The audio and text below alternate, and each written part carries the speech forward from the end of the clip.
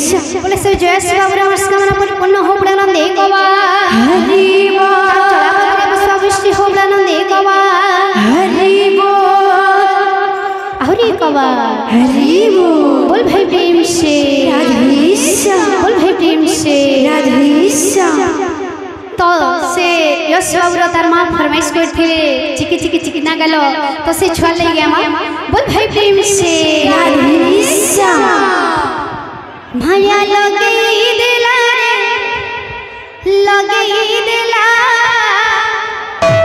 another बोला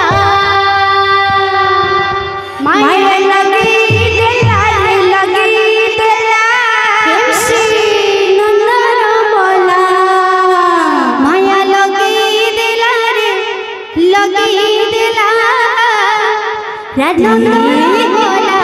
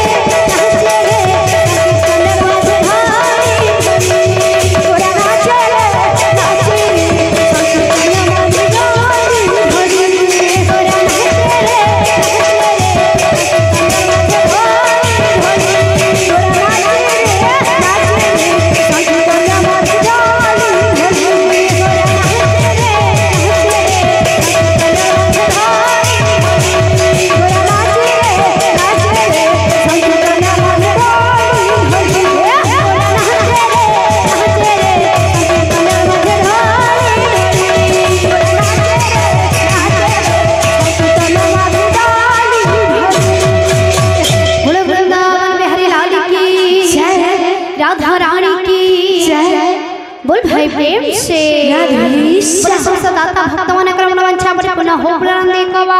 हरि बोल समस्त कर चढ़ाओ थरे कुशवष्टि हो नंदी कवा हरि बोल एही परि समस्त कर हरि भक्ति रे मन लग रही था नंदी कवा हरि बोल जय स्वरस कामना परिपूर्ण हो नंदी कवा हरि बोल माता सरस्वती विद्या वृद्धि प्रदान कर नंदी कवा हरि बोल हरि कवा हरि बोल एही ग्रामर मंगल हो नंदी कवा हरि बोल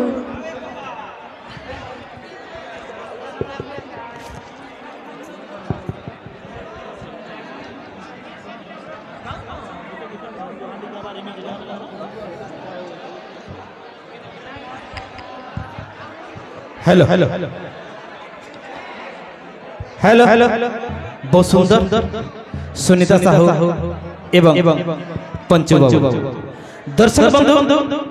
एमिति झड़ वर्षा रे भी आपण माने एई संकीर्तन को एते मात्रा रे भल पाउचंती जाकी ठिया होई मध्य उपभोग करू दर्शक बंधु भागवत रे गोटे पद अछि भागवत रे गोटे पद अछि जुग को जुग एही मते परमानंद ए जगते आज्ञा एटे आमे कहनु शास्त्रकार कहउचंती अति बड़ी जगन्नाथ दास जे भगवान जेउ जुगरे जेउ रूप स्वरूप रे से आविर्भाव होते एवं तांकर कार्य करते ठीक सेही मिति एई संकीर्तन माध्यम रे भी आपण माने जहा को आज संकीर्तन धारा हिसाब रे देखुचंती प्रथमे आपण देखुतिले संकीर्तन नगर संकीर्तन एबे मध्य आपणकर एई झारसुगुड़ा अंचल रे नगर संकीर्तन एबे मध्य चले तार किछि दिन परे कीर्तन बैठकी कार्यक्रम आरंभ होला दी पार्टी को नहीं तीन पार्टी को नहीं बसिकरी जो जगह जो कीर्तनटा करते ताकू बैठकी कीर्तन कहबा किंतु सारा विश्व रे जते बेले कोरोना महामारी प्रचलित होइतिला सेते बेले कोनोसी सांस्कृतिक कार्यक्रम हेउ